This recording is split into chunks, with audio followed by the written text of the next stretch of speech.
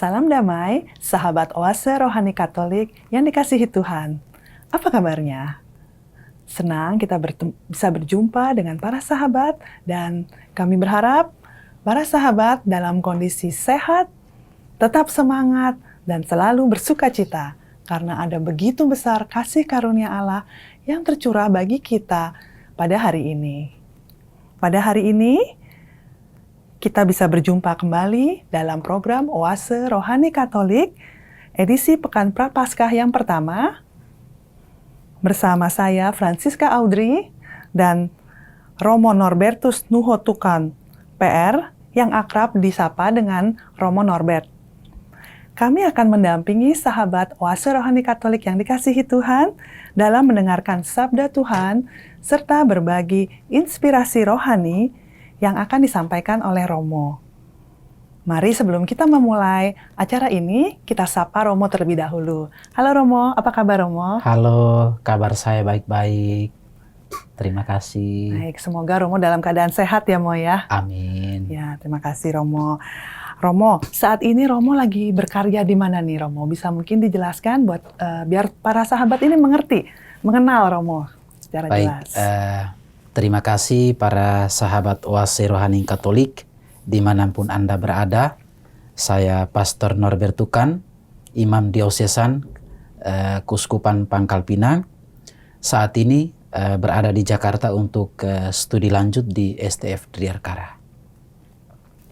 Baik sahabat Oase Rohani Katolik yang dikasihi Tuhan, mari kita awali perjumpaan hari ini dengan mengundang Roh Kudus dalam doa pembuka yang akan disampaikan oleh Romo. Silakan Romo. Dalam nama Bapa dan Putra dan Roh Kudus. Amin. Ya Allah yang Maha Murah, kami bersyukur atas rahmat kehidupan, sukacita dan damai, serta rezeki yang selalu mengalir tiada hentinya, memenuhi ruang kehidupan kami. Berkenanlah menganugerahkan kehidupan kepada kami, kekuatan dan kesetiaan, meskipun kami adalah bejana tanah liat yang mudah retak jatuh dalam dosa. Kami percaya dalam genggaman kasih-Mu dan kerahiman-Mu, kami mampu bangkit untuk bertobat, menata dan memperbaiki diri untuk menjadi pribadi yang lebih baik dan berkualitas. Demi Yesus Kristus Putra-Mu Tuhan dan pengantara kami, yang hidup bersama dengan Dikau dalam persatuan Roh Kudus, Allah sepanjang segala masa. Amin. Dalam nama Bapa dan Putra dan Roh Kudus. Amin. Sahabat Oase Rohani Katolik yang dikasihi Tuhan, antifon pembuka kita pada hari ini adalah, ya Tuhan, ingatlah akan kerahiman dan kerelaanmu yang abadi. Janganlah musuh bergembira atas kami. Ya Allah, bebaskanlah kami dari segala penindasan. Bacaan diambil dari Nubuat Yunus bab 3 ayat 1 sampai dengan 10. Tuhan berfirman kepada Yunus, "Bangunlah dan berangkatlah ke Niniwe, kota besar itu. Sampaikanlah kepadanya seruan yang kufirmankan kepadamu." Maka bersiaplah Yunus, lalu pergi ke Niniwe sesuai dengan firman Allah. Niniwe adalah sebuah kota yang mengagumkan besarnya, 3 hari perjalanan luasnya. Mulailah Yunus masuk ke dalam kota sehari perjalanan jauhnya, lalu berseru, 40 hari lagi, maka Niniwe akan ditunggang balikkan. Orang Niniwe percaya kepada Allah. Lalu mereka mengumumkan puasa. Baik orang dewasa maupun anak-anak mengenakan kain kabung. Setelah kabar sampai pada raja kota Niniwe, turunlah raja dari singgasananya. Ditanggalkannya jubahnya, diselubungkannya kain kabung, lalu duduklah ia di atas abu. Lalu, atas perintah raja dan para pembesarnya, orang memaklumkan dan mengatakan di Niniwe demikian. Manusia dan ternak, lembu sapi dan kambing domba tidak boleh makan apa-apa.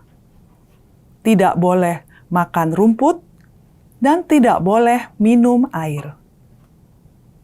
Haruslah semuanya, manusia dan ternak, berselubung kain kabung dan berseru dengan keras kepada Allah. Dan haruslah masing-masing berbalik dari tingkah lakunya yang jahat dan dari kekerasan yang dilakukannya. Siapa tahu, mungkin Allah akan berbalik dan menyesal, serta berpaling dari murkanya yang bernyala-nyala itu, sehingga kita tidak binasa. Ketika Allah melihat perbuatan mereka itu, yakni bagaimana mereka berbalik dari tingkah lakunya yang jahat, maka menyesallah Allah atas malapetaka yang telah dirancangkannya terhadap mereka. Dan ia pun tidak jadi melakukannya. Demikianlah sabda Tuhan. Syukur kepada Allah. Mazmur tanggapan dengan referen, hati yang remuk redam tidak akan kau pandang hina, ya Allah. Hati yang remuk redam tidak akan kau pandang hina, ya Allah. Kasihanilah aku, ya Allah, menurut kasih setiamu. Menurut besarnya rahmatmu, hapuskanlah pelanggaranku. Bersihkanlah aku seluruhnya dari kesalahanku. Dan tahirkanlah aku dari dosaku. Hati yang remuk redam tidak akan kau pandang hina, ya Allah. Ciptakanlah hati yang murni dalam diriku, ya Allah. Dan baruilah semangat yang teguh dalam batinku. Janganlah membuang aku dari hadapan-Mu, dan janganlah mengambil roh-Mu yang kudus daripadaku. Hati yang remuk redam tidak akan kau pandang hina, ya Allah. Tuhan, Engkau tidak berkenan akan kurban sembelihan. Dan kalaupun ku persembahkan kurban bakaran, Engkau tidak menyukainya. Persembahan kepadamu ialah jiwa yang hancur, hati yang remuk redam tidak akan kau pandang hina, ya Allah. Hati yang remuk redam tidak akan kau pandang hina, ya Allah. Terpujilah Kristus Tuhan, Raja mulia dan kekal. Terpujilah Kristus Tuhan, Raja mulia dan kekal. Sekarang juga demikianlah firman Allah. Berbaliklah kepadaku dengan segenap hatimu, sebab aku ini pengasih dan penyayang. Terpujilah Kristus Tuhan, Raja mulia dan kekal. Tuhan bersamamu Dan bersama roh-Mu. Inilah Injil Yesus Kristus menurut Lukas. Dimuliakanlah Tuhan. Sekali peristiwa, Yesus berbicara kepada orang banyak yang mengerumuni Dia. Angkatan ini adalah angkatan yang jahat. Mereka menuntut suatu tanda, tetapi mereka tidak akan diberi tanda selain tanda Nabi Yunus. Sebab sebagaimana Yunus menjadi tanda bagi orang-orang Niniwe, demikian pula lah Anak Manusia akan menjadi tanda bagi angkatan ini. Pada waktu penghakiman, Ratu dari Selatan akan bangkit bersama orang dari angkatan ini dan akan menghukum mereka. Sebab ratu ini datang dari ujung bumi untuk mendengarkan hikmat Salomo. Dan sungguh yang ada di sini lebih daripada Salomo. Pada waktu penghakiman, orang-orang Niniwe akan bangkit bersama angkatan ini, dan mereka akan menghukumnya. Orang-orang Niniwe bertobat waktu mereka mendengarkan pemberitaan Yunus, dan sungguh yang ada di sini lebih daripada Yunus. Demikianlah sabda Tuhan. Terpujilah Kristus.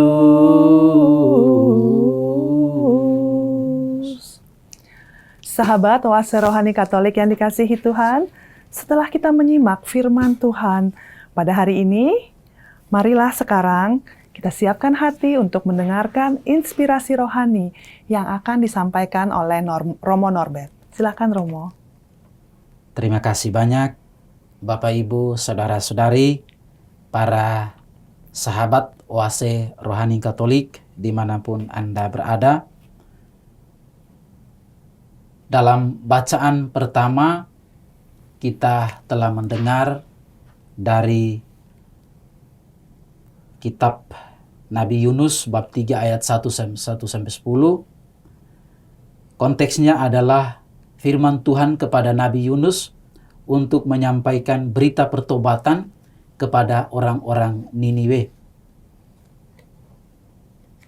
Sebelum kita melihat respon atau tanggapan positif dari orang-orang Niniwe terhadap berita pertobatan yang disampaikan oleh Yunus, kita melihat dulu konteks atau latar belakang pemberitaan ini. Niniwe adalah sebuah kota yang besar, sebuah kota yang sangat mengagumkan. Dan dikatakan dalam bacaan pertama, 3 hari perjalanan luasnya. Selain itu, kota Niniwe adalah kota yang tertua, terpadat di sebuah kerajaan Asyur kuno, terletak di tepi sungai Tigris.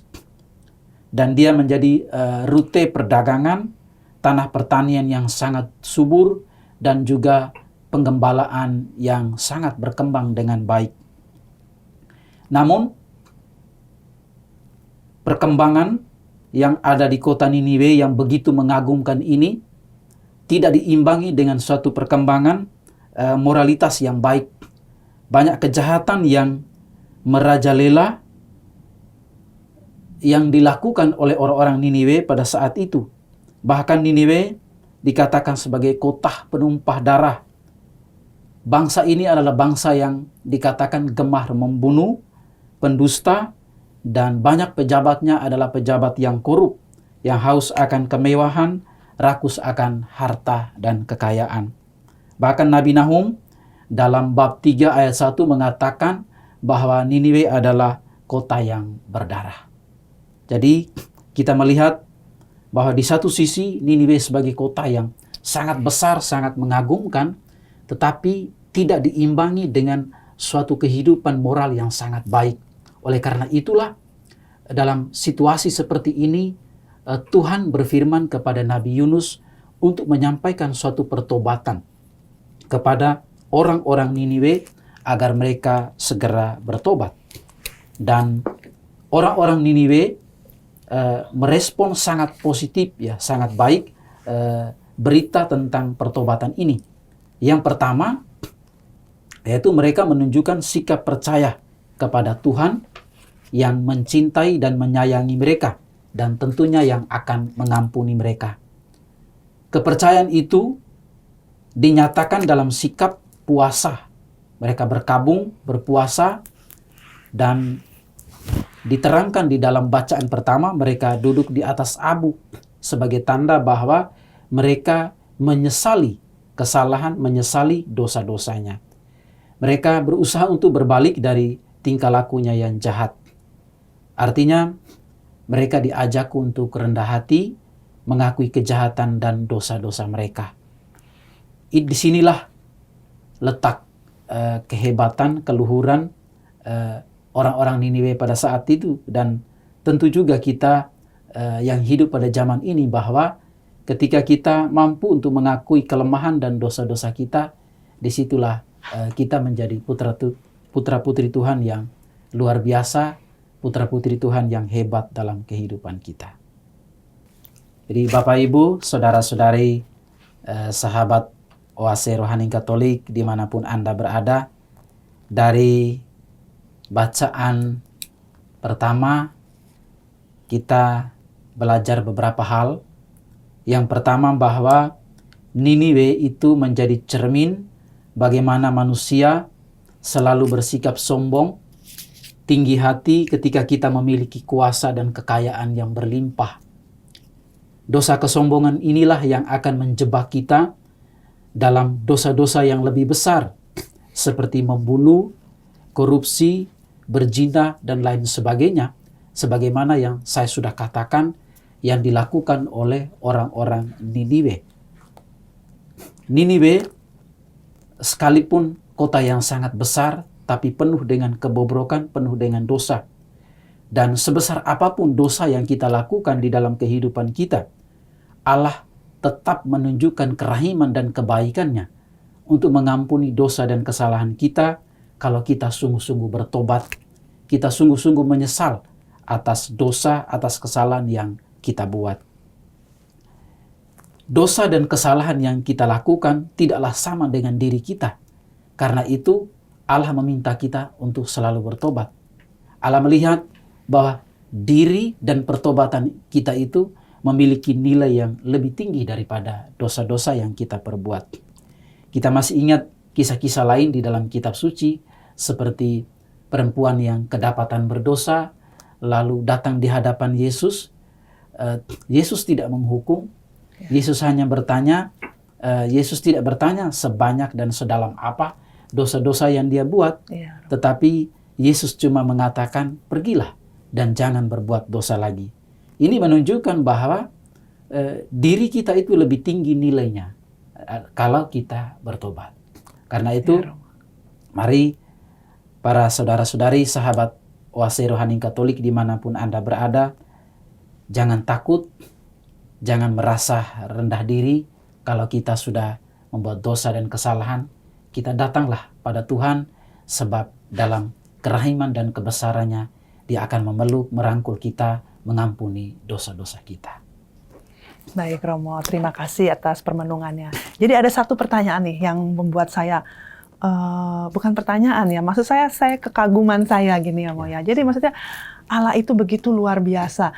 Apapun, seperti yang tadi Romo sampaikan, apapun dosa kita tuh ya, asal kita mau datang dan mengakuinya di hadapan Allah tuh, buat Allah tuh nggak penting ya dosa kita sebesar apapun.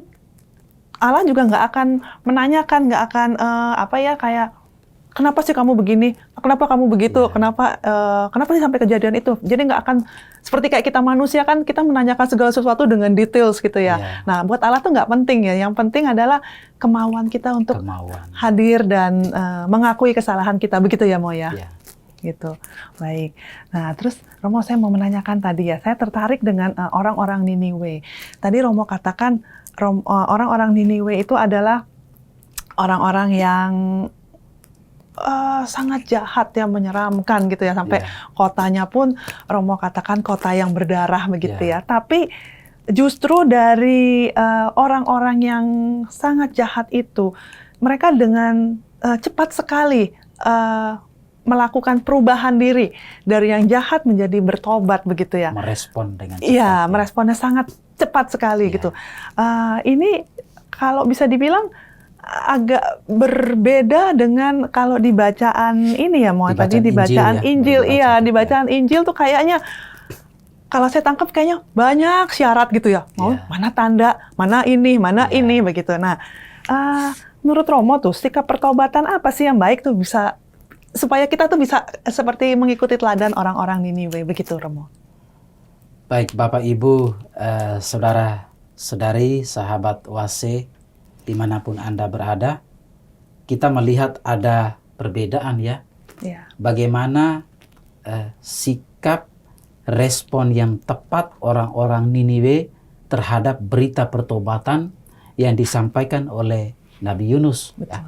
Ketika mereka mendengar bahwa kota mereka itu 40 hari lagi akan ditunggang balikan ya, akan dihancurkan. mereka merespon dengan cepat. Yang pertama, mereka percaya. Mereka percaya kepada Tuhan yang mereka yakin mencintai dan menyayangi mereka. Respon itu juga ditanggapi dengan mereka berkabung. Jadi mereka mengumumkan di seluruh kota, dewasa maupun yang muda, besar maupun kecil, untuk mereka mengenakan kain kabung dan mereka menyatakan pertobatan. Bahkan sampai ke ternak-ternaknya juga Bahkan harus sampai ikut. ternak-ternak pun harus ikut. Ini suatu pertobatan yang sungguh-sungguh total yang mau ditunjukkan oleh orang-orang Niniwe. Jadi keyakinan, kepercayaan kepada Tuhan disertai dengan suatu pertobatan yang sangat total, ya, dari segala usia, raja, masyarakat biasa, bahkan sampai kepada ternak pun ikut bertobat. Lalu dikatakan mereka duduk di atas abu. Itu berarti menunjukkan suatu keseriusan, ya, suatu kerendahan hati, kepolosan, mereka mau bertobat. Artinya berbalik dari tingkah laku mereka yang selama ini tidak terpuji untuk menjadi penduduk Niniwe yang bermartabat, yang punya nilai dan arti dalam kehidupan mereka. Inilah yang patut dicontohi barangkali untuk kehidupan kita saat ini, ya. Dan itu kita lihat ada perbedaan di bacaan Injil. Di bacaan Injil, orang banyak yang dimaksudkan adalah ahli-ahli Taurat dan orang-orang Farisi yang boleh dikatakan hebat. Betul, mereka sangat mengerti, ya. Menguasai kitab gitu, ya. Hari-hari mengajarkan itu, tetapi justru ketika Yesus datang, banyak membuat mujizat, kebaikan-kebaikan pun dialami, tetapi respon mereka itu tidak sama dengan orang-orang Niniwe. Mata hati mereka tertutup untuk melihat kebaikan, ya, kebesaran yang telah diberikan oleh Tuhan.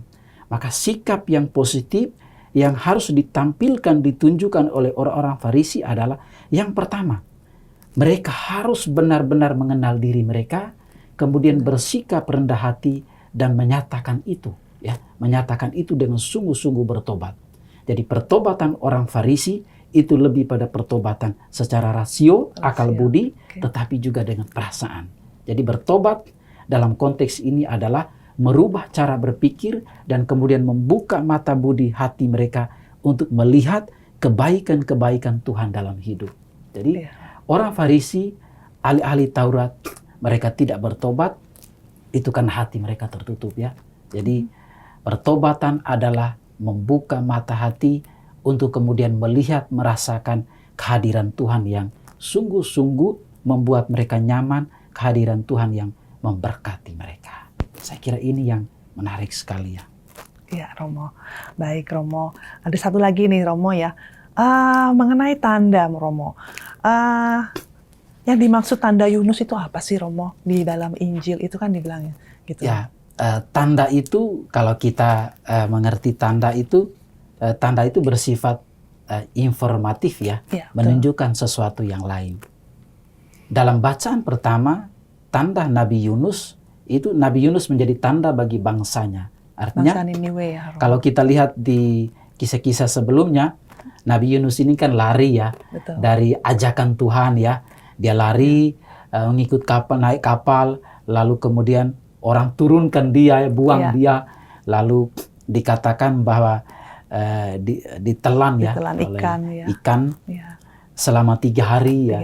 Sesudah itu baru dia pergi ke Niniwe untuk menyampaikan pertobatan. Jadi Nabi Yunus dengan pengalaman hidupnya itu dia menjadi tanda kehadiran Tuhan bagi orang-orang Niniwe, ya. Jadi orang-orang Niniwe diajak untuk melihat bahwa melalui Nabi Yunus ini bahwa Tuhan datang melawat, mengunjungi mereka dan mengetuk kesadaran mereka untuk berbalik dari tingkah laku mereka yang selama ini tinggal dalam kegelapan untuk kembali percaya kepada Tuhan, untuk kembali hidup dalam terang, dalam cahaya yang membuat mereka lebih menjadi bangsa yang bermartabat, saya kira.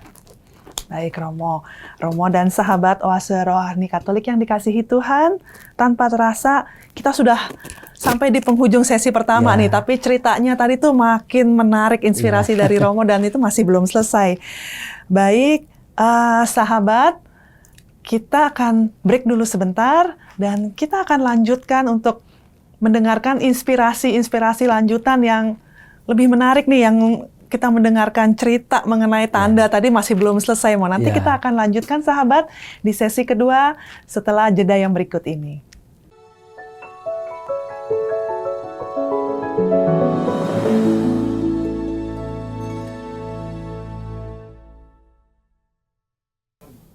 Sahabat Oase Rohani Katolik yang dikasihi Tuhan, salam jumpa kembali dalam acara Oase Rohani Katolik sesi yang kedua.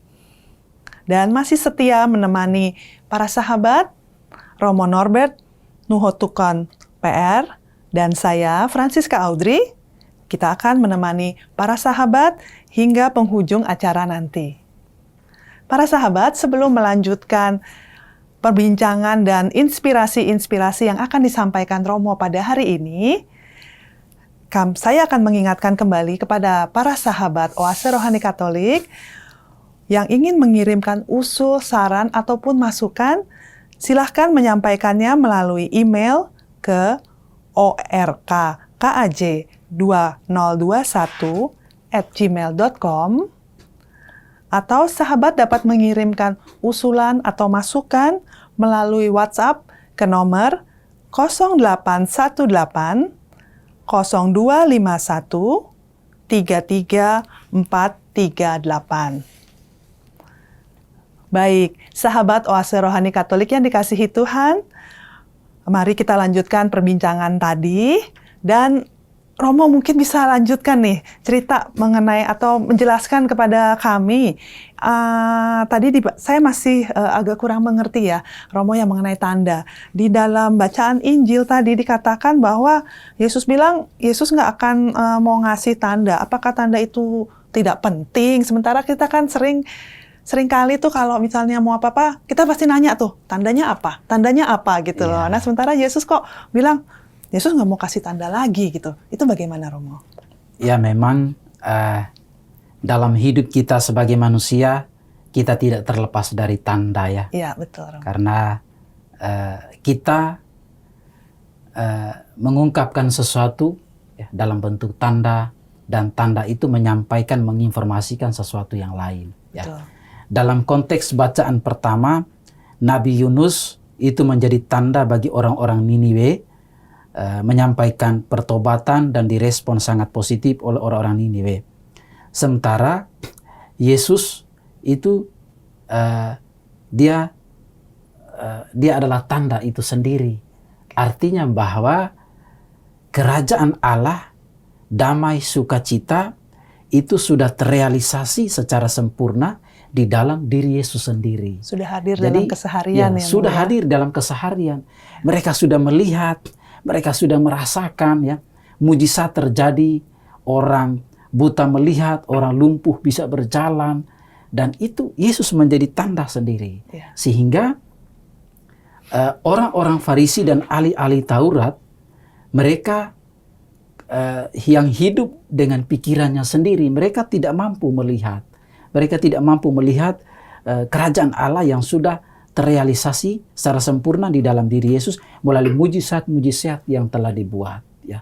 Jadi itulah mengapa Yesus kemudian mengatakan mereka, angkatan ini adalah angkatan yang jahat. Karena mata hati mereka, pikiran mereka buta terhadap kerajaan Allah yang sudah nyata-nyata hadir di tengah-tengah mereka. Sehingga tidak perlu tanda lagi. Betul. Yesus itulah tanda yang paling sempurna. Iya. Mereka masih mengharapkan tanda yang sesuai dengan pikiran mereka ya, Mo. Mereka tidak mau seringkali kita juga tidak mau rendah hati untuk melihat tanda-tanda yang sudah kelihatan, sudah nyata, tapi kita masih nuntut tanda yang menurut pikiran kita sendiri gitu ya, Mo. Mereka menuntut, baik Bapak Ibu, Saudara-saudari, sahabat Oase Rohani Katolik dimanapun Anda berada, saya selalu dimanapun saya berada di akhir-akhir khotbah ya, saya selalu menceritakan pengalaman berdoa bersama Bunda Maria. Pengalaman yang pertama itu suatu ketika saya misa di Jakarta Timur. Salah satu pasangan ya, pasutri Katolik pasangan suami istri Katolik, mereka menawarkan diri untuk mengantar saya kembali ke panti asuhan Vincentius Putra. Karena saya tinggal di panti asuhan. Lalu dalam perjalanan, pasangan ini curhat ya, cerita ke saya bahwa mereka sudah 7 atau 8 tahun menikah, tetapi belum dikaruniakan keturunan. Saya waktu itu secara spontan mengatakan kepada mereka, kalau kalian berdua ingin memiliki keturunan atau mau punya anak, saya minta kalian berdua untuk setiap minggu pergi ke Gua Maria, berdoa bersama Bunda Maria. Dan itu saya suruh mereka untuk lakukan dengan serius. Beberapa minggu yang lalu, suaminya menghubungi saya, menyampaikan banyak terima kasih karena mereka sudah mengalami mujizat dalam hidup, bahwa istrinya sudah diberkati oleh Tuhan, sudah mengandung. Dan ini pengalaman yang luar biasa ya, bahwa bertahun-tahun mereka mendambakan kehadiran anak di dalam keluarga, tetapi belum saja dikasih Tuhan. Secara medis dikatakan mereka tidak mungkin. Mereka sudah berobat kemana-mana, tetapi juga tidak hamil-hamil istrinya. Tapi sekali saya mengatakan, mintalah kepada Tuhan melalui doa bersama Bunda Maria, lalu doa itu dikabulkan dan istrinya sudah hamil. Ini luar biasa. Dalam pengalaman itu, dalam kaitan dengan pertobatan, Tuhan mengajak kita untuk menyadari diri atas kerapuhan dan kelemahan-kelemahan yang kita buat, rendah hati datang ke hadapan Tuhan untuk menyampaikan segala isi hati kita apa adanya. Ya, tanpa embel-embel. Kita datang dengan suka duka kita, curhat di hadapan Tuhan bersama Bunda Maria, dan itulah saya yakin Tuhan mendengarkan doa-doa orang beriman seperti itu. Jadi, salah satu unsur pertobatan adalah kerendahan hati untuk mengakui kelemahan kita dan datang ke hadapan Tuhan. Dan dengan tulus Mo ya mengatakan. Dengan tulus. Ya. Lalu hal yang kedua, Bapak Ibu Saudara-saudari, menarik ini saya biasa sampaikan di akhir khotbah bahwa suatu ketika saya studi di Taiwan, ada beberapa orang teman kelas saya mengatakan begini, dalam bahasa Mandarin ya, maaf sedikit logat Flores ya. Ya, silakan Mo. Iya, ngomong Mandarin tapi logat Flores gitu ya. Tidak apa-apa, nanti saya terjemahkan ya. Oke, baik. Mereka bilang kepada saya begini, Shenfu, women si huan tianju jiao. Pastor kami suka Katolik. Meitian siake iho women kantau Shenfu ji jiao tang. Setiap hari selesai kelas, kami melihat pastor pergi ke gereja. Cai Chiao Tang women kantau Senfu Ji Tao, Senfu Jo Misa. Di gereja kami melihat pastor itu berdoa dan merayakan misa, ya. Kan Senfu de Pangyou dengan teman-teman pastor. Lalu mereka mengatakan kepada saya begini, Senfu, women se Chongkuoren, women se Ribenren, Hangkuoren. Kami orang Chinese, orang Korea dan Jepang, women Siangsin, ruko Cai Cia Liu Mama Yo Ping An. Kami percaya bahwa di rumah itu ada mama, ada damai dan sukacita. Meyo mama Cai Cia Li Meyo Ping An. Tidak ada mama di dalam rumah, tidak ada damai dan sukacita. Senfu ni cetao, women kan tao, cai tien cu jiao, yo cui hao temama. Gereja Katolik itu sebuah rumah, dan di sana itu ada seorang mama yang terbaik, yang menjadi cermin kerendahan hati dan kesabaran, yaitu Bunda Maria. Jadi, dalam konteks ini, kita belajar juga pertobatan bahwa rendah hati itu memampukan kita untuk melihat kebesaran Tuhan dalam hidup kita seperti Bunda Maria. Dia tidak banyak belajar, tapi karena kerendahan hati, kedamaian, keselamatan itu dialami. Dia mengerti apa yang sebelumnya dia tidak mengerti. Jadi, seperti orang Niniwe, seperti juga orang-orang Farisi dan ahli Taurat, rendah hati itu akan membuka mereka untuk melihat tanda apa yang sedang terjadi di dalam hidup mereka. Dan juga untuk kita semua dan juga untuk kita semua yang hidup di zaman ini, di Jakarta, di kota-kota manapun yang penuh dengan kemajuan, ketika kita mau bersikap rendah hati, sabar, maka kita melihat Tuhan yang sudah bekerja di dalam kehidupan kita. Jadi seperti mereka mengatakan bahwa di rumah ada damai, ada sukacita, ya ada karena ada mama.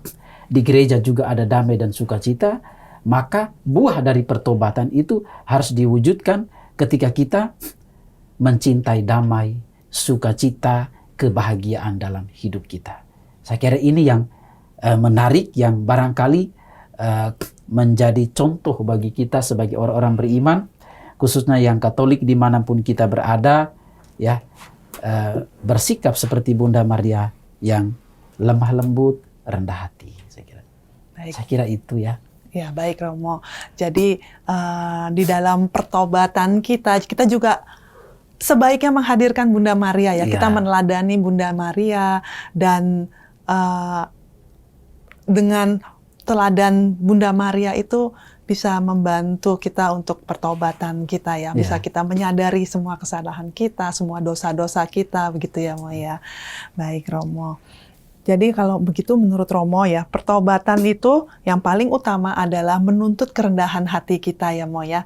Dan dengan demikian kalau kita rendah hati, kita bisa lebih peka ya terhadap kasih Tuhan, sebenarnya terhadap tanda-tanda. Jadi tanda itu, saya kembali lagi ke tanda nih, tanda itu tetap ada sepanjang masa ya Mo ya.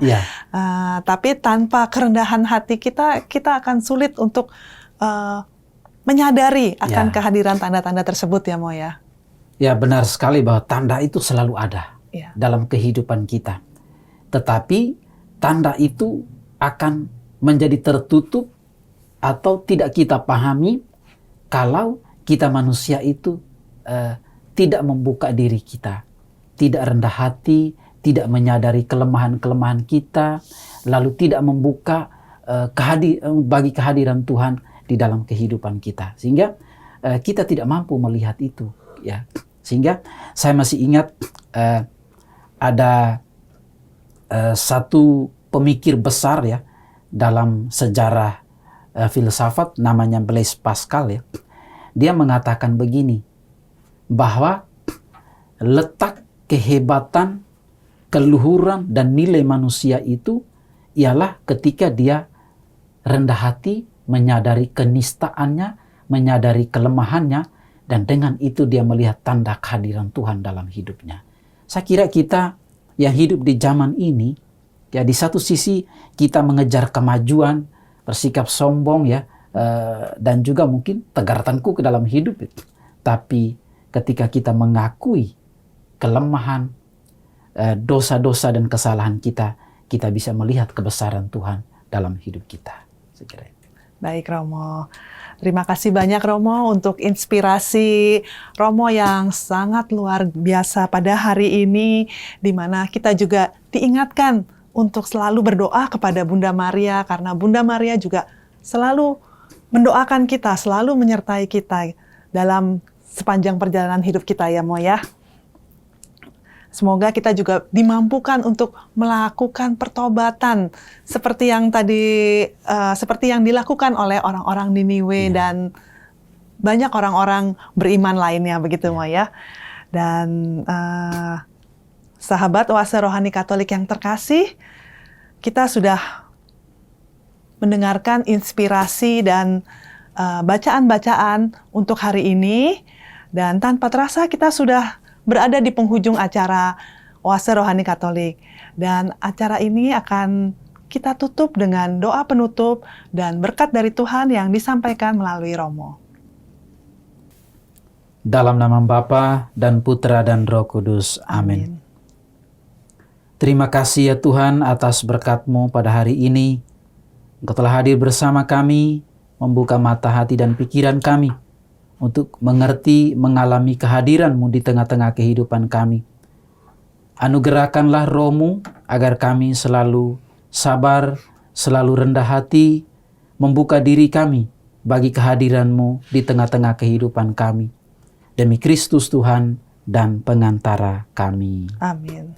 Tuhan bersamamu. Dan bersama Roh-Mu. Semoga kita semua hidup, karya, dan perjuangan kita senantiasa dijaga, dilindungi, diberkati Allah yang Maha Kuasa, Bapa dan Putra dan Roh Kudus. Amin. Terima kasih sahabat Oase Rohani Katolik yang terkasih untuk kebersamaan dan kesetiaan sahabat dalam mengikuti acara Oase Rohani Katolik pada hari ini. Dan saya mengucapkan terima kasih juga terhadap Romo Norbert yang telah membawakan renungan yang luar biasa pada hari ini. Dan saya, Francisca Audrey, dan Romo Norbert Nuhotukon PR, dan saya, Francisca Audrey, kami pamit undur diri. Sampai jumpa di acara Oase Rohani Katolik yang berikutnya. Sampai jumpa. Tuhan memberkati. Bunda Maria mendoakan. Salam.